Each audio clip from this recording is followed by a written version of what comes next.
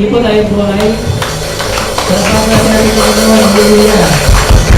Pwede po ba nalakad yung ilong ano? Ilong mo. Kaya nga po yung boses ko. Praise God. Sige po. Yun. Although wala po tayong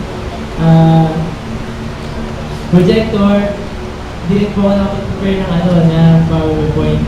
Lord, I know na ang Panginoon ang tuturo sa atin at amen. Ang Holy Spirit po ang tuturo sa atin.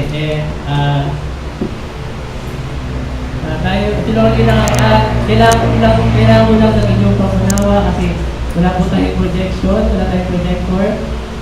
Nasira po siya nung hindi po siya nagamit last Wednesday. Sige po. Ang topic po natin this month, alam po natin dumaan po tayo sa mga topics noong January. Ano po yung January natin? The Life Giver. Then yung February, Lover of My Soul. Diba? Then March, Light of the World.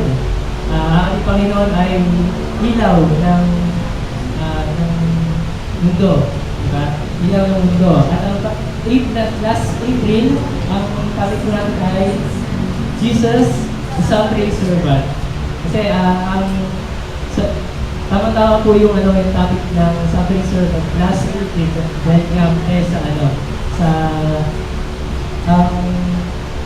buwan ng tawag doon, yung paghihirap ng ating Panginoon at yung kadalampayan niya sa Krus ng Kalbaryo. Amen po ba? Then, this May is a month where everyone seeks for the people's champion. He defends the cause of the fatherless and the widow and loves the foreigner residing among you, giving them food and clothing. As a nation and as a people, we can never be without hope and without help. When side by side with us is the defender of the weak. Ang topic po natin this May is the defender of the weak. Amen. Sabi nga po sa Deuteronomy, ito po, ko lang po yung Bible mo. Lahat po tayo ay magbubukas ng Bible. Kasi wala po sa projector yung text. Wala po tayong projector. Sige po. Deuteronomy chapter 10, verse 18. Kung nakita niyo na po, sabayan niyo po ako sa pagbabasa. Deuteronomy chapter 10, verse 18. Sige po, basahin mo natin. 1, 2, 3, go. He defends the cause of the fatherless and the widow, and loves the alien, giving him food and clothing. Sabi dito, ang Panginoon daw ay nagde-depend, tayo po ay nagde-depend sa ating Panginoon. Pinoprotektahan ng ating Panginoon ang cause ng mga walang tatay, di ba? Sino po dito ang sa kasalukuyan wala pong father? Wala pong father. Tatay na po. Ako po, ang mother ko po, ibalay po. Sabi po ako sa fatherless. Wala po akong tatay ngayon. Pero, meron po akong kinikilalang father. Yung tunay na father ko, nakita ko na po siya last way back ago. So, dito, how does it mean? How does it feel to have someone protects or defends you from the oppression? Ano daw yung feeling ng meron tayong someone na nagde-depend sa atin. Hindi yung nagde-depend, yung dumidepend sa atin. Yung nagde-depend sa atin is yung natatanggol at nagpoprotekta. Yun. Ano kaya yung feeling mo, no? Kung tayo ay babae asawa at may asawa tayo, di ba? Sobrang secure tayo kasi merong magdidepend sa atin. Diba? Kung tayo man ay ina-accuse, tayo man ay kung tayo man ay may maaway sa atin. Yan. Siyempre, nandiyan yung ating knight and shine armor. Diba? Diba ano ba tawag? Ayun. Basta yun na yun. merong magtatanggol sa atin, sa mga away sa atin. Amen. So yun. Introduction ko po, ang defender po ay nanggaling sa Greek word na sa God. Sabihin po natin lahat, sabihin po natin sa God. Yan po yung Greek word na defender, means protector, shield, guard. And it means a person who defends someone or something. Yun daw yung taong nagde-defend sa isang tao o sa anumang bagay. Defender means to make, defend means to make or keep safe from danger. Diba? Yung siyempre, kung meron tayong shield, meron tayong protector, for example, sa isang construction worker. Yun, sino yung construction worker dito? Wala naman. Merong kumahawak na construction firm. Yan. Meron silang tinatawag na helmet. Meron silang tinatawag na construction helmet. Kumbaga, ayun yung pumatek sa kanila sa sa ulo na nila para hindi sila mahulugan o ma-aksidente in case na sila ay mahulugan sa ulo ng mga bagay, pato, diba, yung mga construction materials. Amen?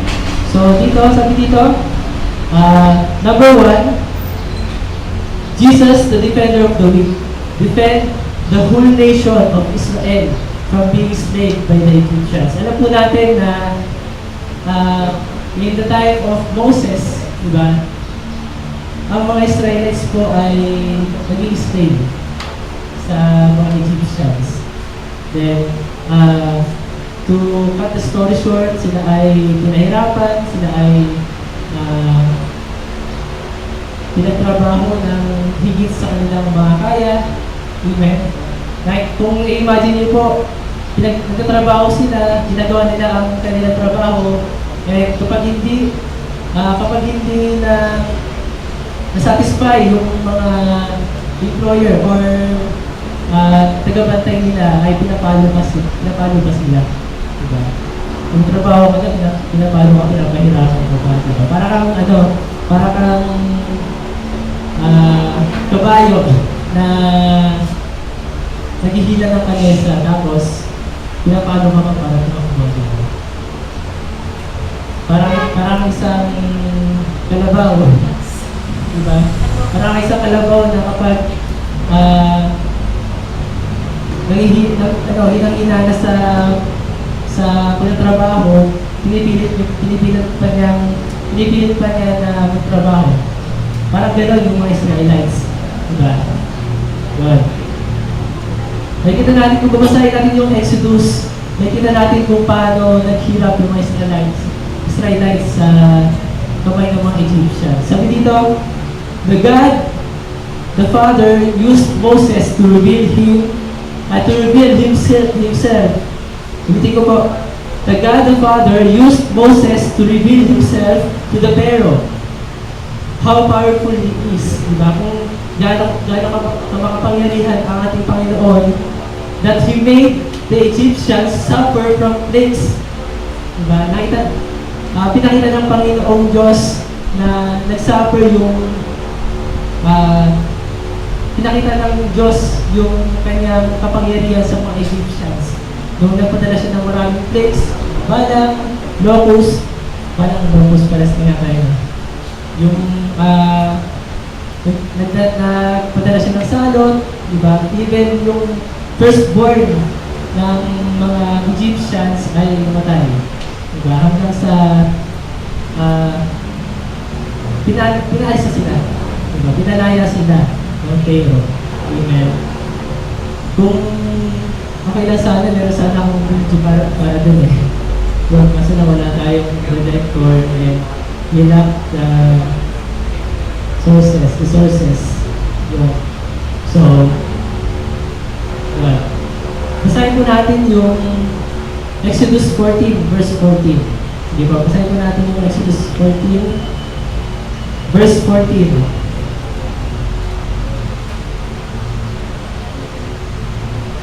Yeah. Sabi dito, Exodus chapter 14, sino po nakahanap? Yan, Sister Mel. Sige po, pwede po kayo basa sa ating kalagitnaan. Exodus 14, verse 14. The Lord will fight for you. You need only to be still. Amen. Sabi dito, the Lord will fight for you. You need only to be still. Ano ibig sabihin doon? Diba? Ito yung time na umalis na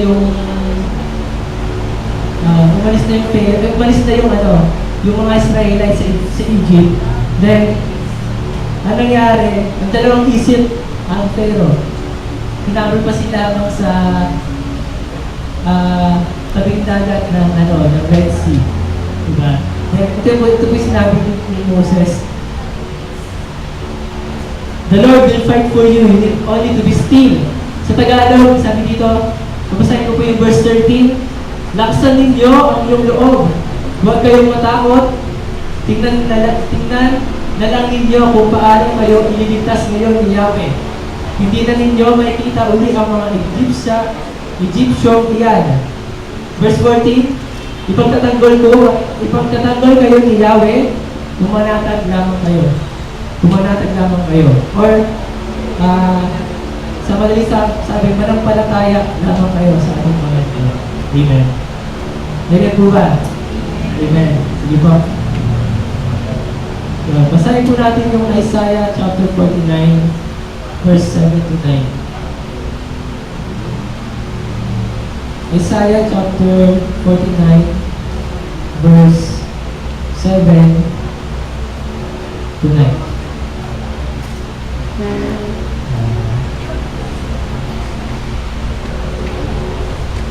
Ito po yung pangako ng ating Diyos sa bayan ng Israel. Sabi dito, verse 7, this is what the Lord says, the Redeemer and Holy One of Israel, to him who was despised and abhorred by the nation, to the servant of rulers. Kings will see you and rise up, princes will see and bow down, because the Lord who is faithful, the Holy One of Israel, the Holy One of Israel who has chosen you. Then verse 8, this is what the Lord says, in the time of favor I will answer you, in the day of salvation I will help you, I will protect you, I will appoint you as my promise to the people. You will restore the land, you will make them inherit the desolate inheritance. You will say to the prisoners, come out, and to those who are in darkness, show yourself. They will gaze along every path, and they will find pastures on every bare hill. Amen.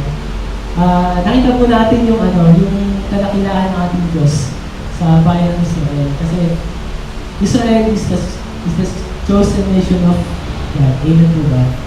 And lahat ng salita ng ating Panginoon, pwede po natin pwede po natin siyang i-apply sa buhay natin. Amen. Yun. Just like a husband, number 2, just like a husband or father protects his wife or his children, Jesus defends the weak. Diba? Amen. Alam po natin ang mga kababaihan ay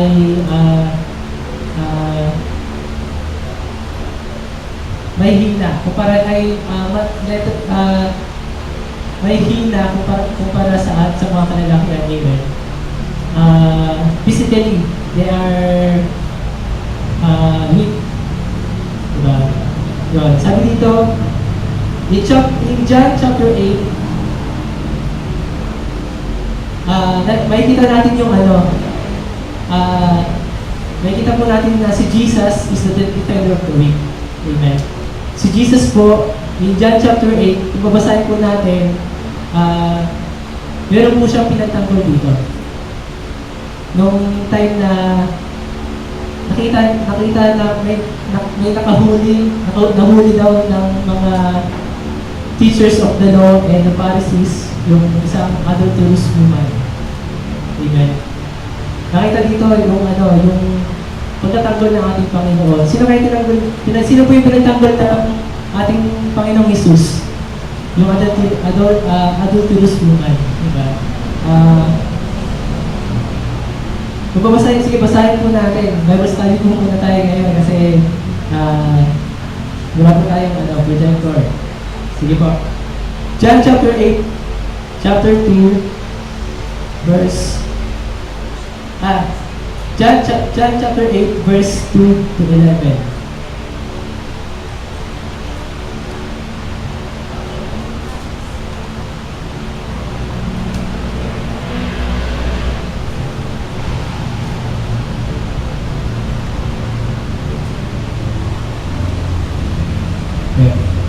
Sige po, basahin po natin. But Jesus went to the Mount Olives. At dawn, he appeared again in the temple courts, where all people gathered around him, and he sat down to teach them. The teachers of the law and the Pharisees brought in a woman caught in adultery. Yun po. Yung mga teachers of the law and the Pharisees ay dinala nila sa harapan ng ating Panginoong Jesus yung babae na nahuli na sa Tagalog, nangangalun niya. Yun, nangangalun niya. And hinarap po nila sa ating Panginoong Jesus. At sinabi nila, they made her stand before the ground and said to Jesus, "Teacher, this woman was caught in the act of adultery. In the law of Moses commanded us to stone such women. Now, what do you say?" Diba? Kumbaga, parang tinetest nila si Jesus kung ano yung sasagot ng ating Panginoong Jesus. Ano kaya ang ginawa ng ating Panginoong Jesus sa mga Pharisee na yun? Ang ginawa ni Jesus ay nasulat lamang siya sa ground. Di ko alam kung ano yung sinulat niya, or siguro nag-iisip ang ating Panginoon kung ano yung sabihin niya, pero hindi siya naka-state sa Bible. Yan. Sabi dito, but Jesus bent down and started to write on the ground with his finger. And when they kept on questioning him, he straightened up and said to them, "If any one of you is without sin, let him be first to throw a stone at her." Diba? Kung sino daw hindi nagkasala, siya daw ang unang bumato sa kanya. Amen. Let us make an example. For example po si Antoinette, ayoko po. Si Antoinette ay nahuli. Nangangaluya. At sinabi ng mga Pharisee ay na di ba sinabi sa law ni Moses na ang babae na nahuli na ulo niya ay babatuhin hanggang sa mamatay. Ano gagawin niya? Babatuhin niya. Hindi, joke lang po. Sample lang. Joke lang. Yun. Diba? Kung wala po si Jesus doon, ano pong nangyari sa babae niyo? Mamatay. Diba? Kasi alam natin, sa law ni Moses, amen. Even now, even today, nangyayari pa rin yung mga ganong verdict. Nangyayari pa rin yung mga ganong judgment sa mga babae na niya. And yung nag-search po ako sa internet, na kita ko po yung yung post 2009 ago, na merong isang babae, Arabic woman siya, binaon siya sa lupa. Kumbaga, hanggang breast lang siya, binaon siya dito. Then, binabato siya hanggang sa mamatay. Kaya, sobrang, yung judgment ng mga Arabic, ng mga Arab person, Arab country, sa mga tao sa mga babae ng mga lunya, ay gano'n na lang. Nakakaawa. Kasi, even ako, kung maisip ko yun, kapag in-imagine ko, in-imagine natin yung nanay natin, tayo mismo, ay nandoon sa posisyon na yun, sa posisyon ng adulterous woman na yun, diba? Kumbaga, sobrang takot. Sobrang takot ka, sobrang hiyang-hiya ka sa sarili mo, dahil pinaliligiran ka ng maraming tao, na itong babae ito, itong taong ito ay nangaling na, diba? Kung tatanungin natin, kung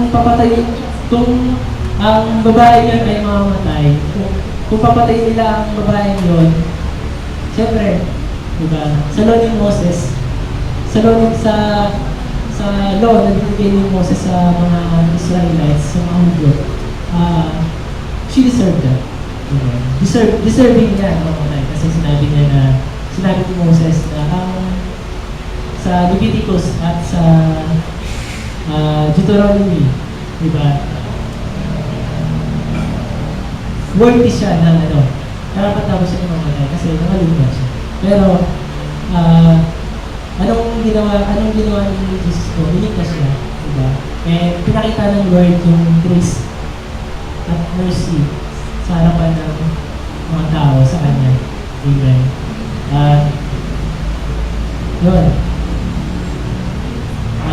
Yun, kung mangyayari sa kanya yung consequences sa kasalanan na ginawa niya, siyempre,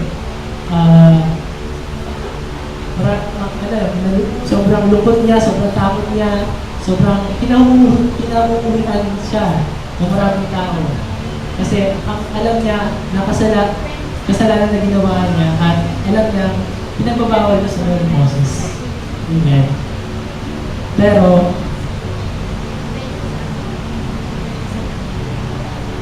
yung problema kong pinagdaanan niya, yung kahihiyan na pinagdaanan niya ay yung naging dahilan. Amen. Ay yung naging dahilan na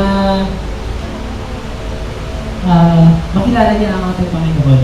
Amen. Tayo kaya, di ba? Bago natin makilala ang Panginoon, siguro tayo ay nakaranas din ng mga problema, maraming kahihiyan, diba? Nagpatong-patong yung problema natin, kasalanan, sa harapan ng maraming tao sa harapan ng Panginoon. And ayun yung naging dahilan para lumapit tayo sa Panginoon. Amen. Amen po ba? Amen. Good. May kilang po itong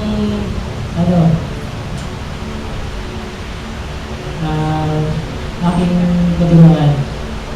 Yun. As always, diba? Kung titignan natin, sige po, iiyan po natin. Kung titignan natin, yung mga teachers na law at mga Pharisees ay ginawa lang yun para hanapan ng butas si Jesus. Diba? Siyempre, the Pharisees meant it for evil. Meant it for evil, but Jesus meant it for good. Amen. Siguro, yung ginawa ng mga Pharisee, tinetest nila kung ano yung sasagot nila. Siyempre, kapag ang sinagot ni Jesus ay, sige, patayin niyo to, diba? Anong magiging reaction ng mga believer ni Jesus? Diba? Ano kaya magiging reaction ng believer ni Jesus na tinolerate ni Jesus yung pagpamato, na patuhin sila, diba? Kaya sa kabilang banda, pag sinabi na ni Jesus na, wag, patawarin na lang natin siya.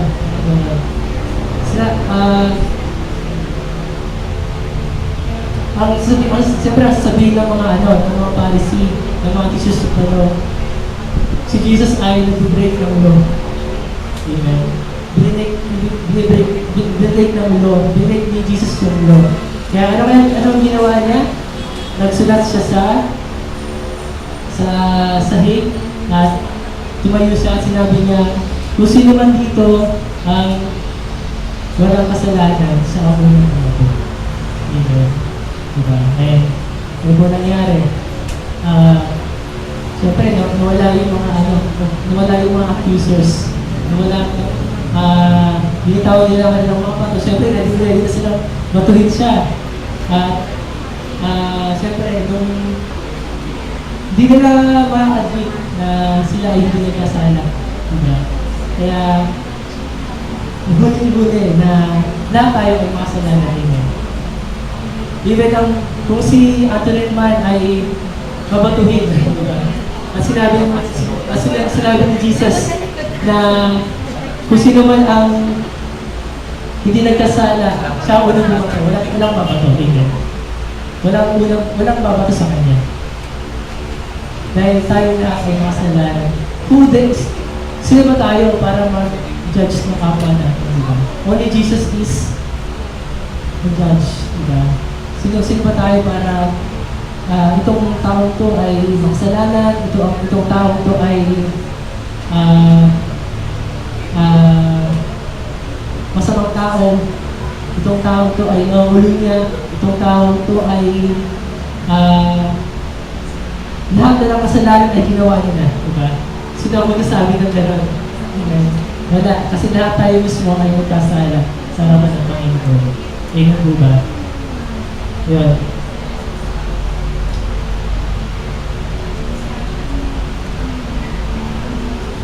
Life lesson dito, sabi dito, basahin po natin yung Proverbs 31 verse 9. Proverbs 31 verse 9.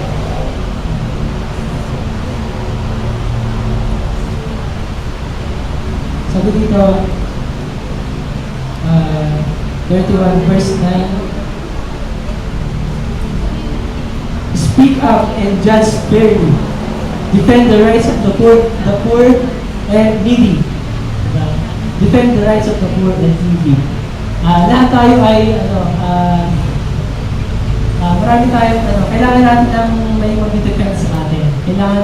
Kailangan natin syempre kapatid man yan or magulang, asawa. Kailangan natin ng mag-defend sa atin. Amen.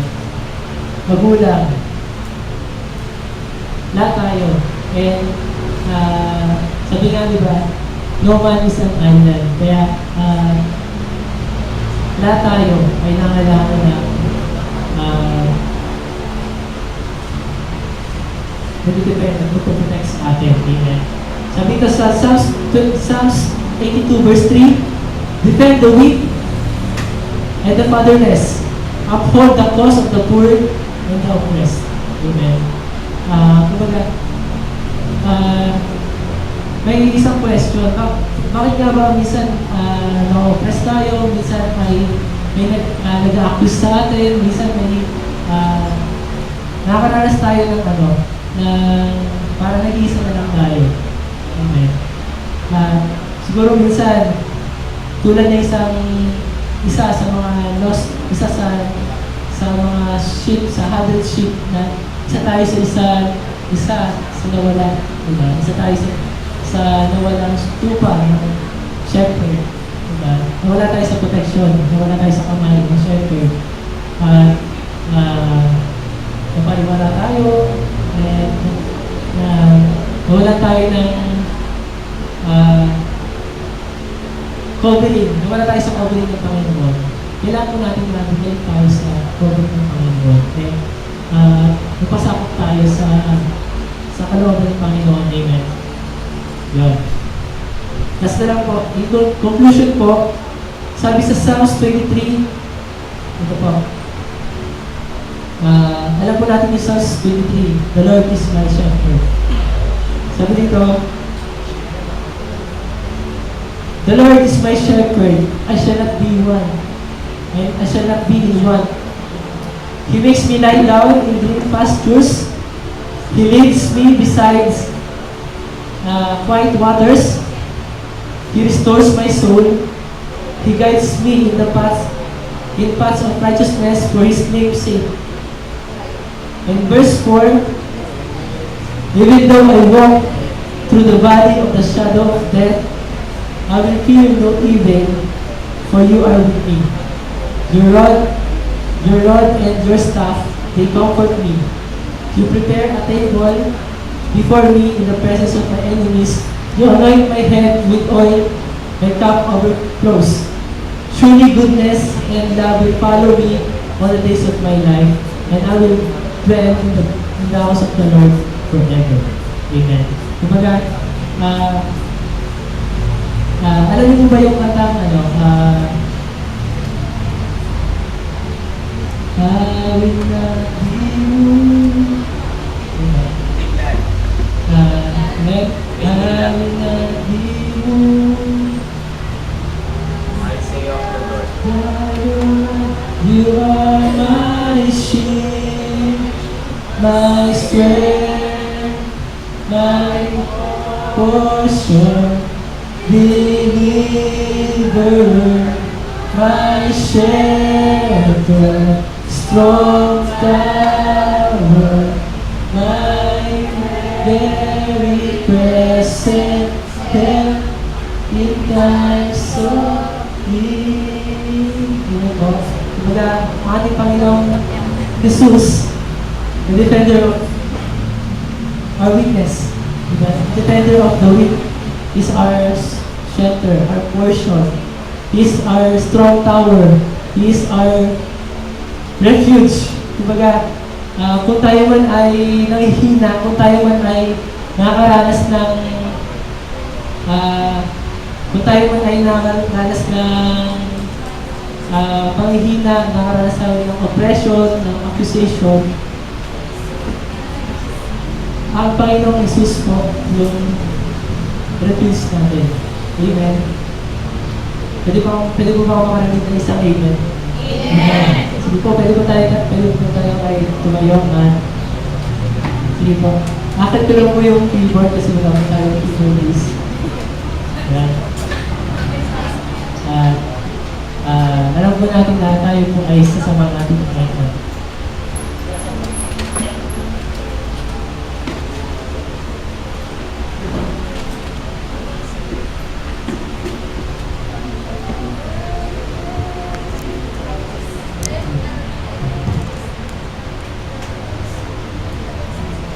Steve Cuban. Don Yes, Mowell. right. Sige po. Pwede po muna natin palakpakan natin yung Panginoon. Ang Lord po bahala sa atin at tayo po ay magtiwala sa ating Panginoon. Yun lang po yung nais ko pong sabi sa inyo. Meron pala tayo sa ating Panginoon and all things will be alright. Amen. Kung tayo man ay konti lang sa lugar na to at nakaranas tayo bisa na mainit, walang electric fan, walang aircon, darating po yung time na I believe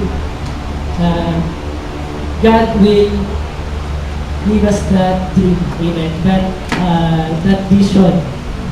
And naalala ko po yung isa ko pong nanaginip. Akala ko po dito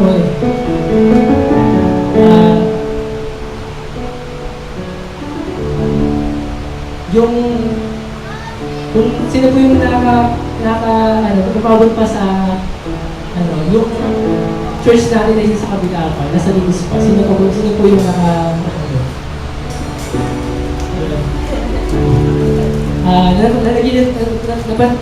napanaginip ko po yung church na yun na bago pong pintura, bago po yung mga gamit.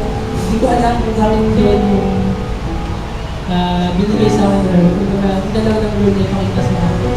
Then, tayo po ay busy-busy sa mga practice, busy-busy po tayo sa ministry. And nakita ko po doon yung sa back part, sa likod ng part ng church na yun, meron pong pinto. At nung nakita ko po yung loob ng pintong yun, imbis na makita ko po yung linis, iba po yung nakita ko. Nakita ko po yung isang malaking parang big dome siya, big dome. Nakita ko po yung yun nga lang po, nalungkot ko kasi marami pong double decker, mga higaan. Puno-puno po na higaan yung mga yung ano na yun, yung big dome na yun. And marami pong natutulog. Ano nga po po kaya sabihin ko,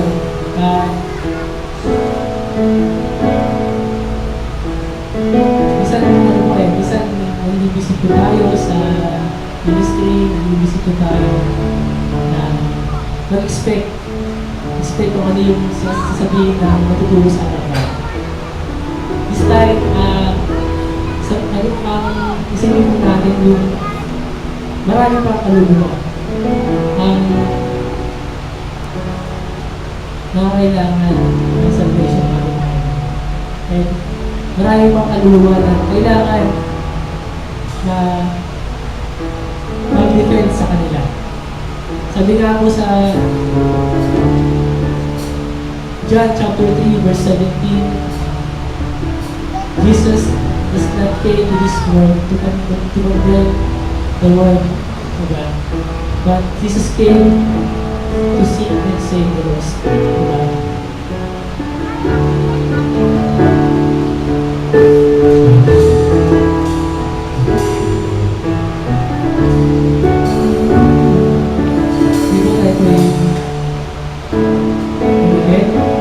Worship ko lang natin ang Panginoon. Taas po natin ang kamay.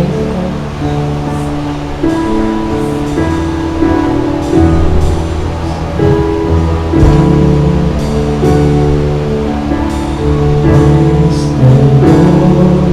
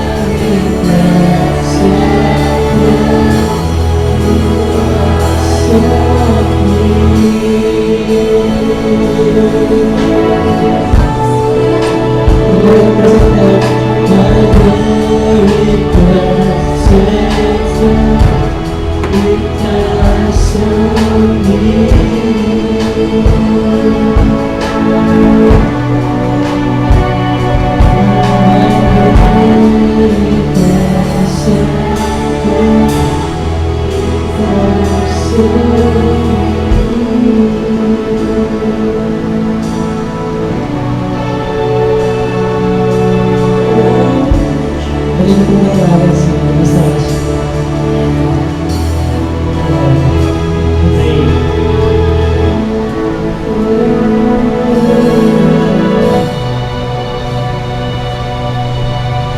Father God, as we remember the week, we thank you, Lord God.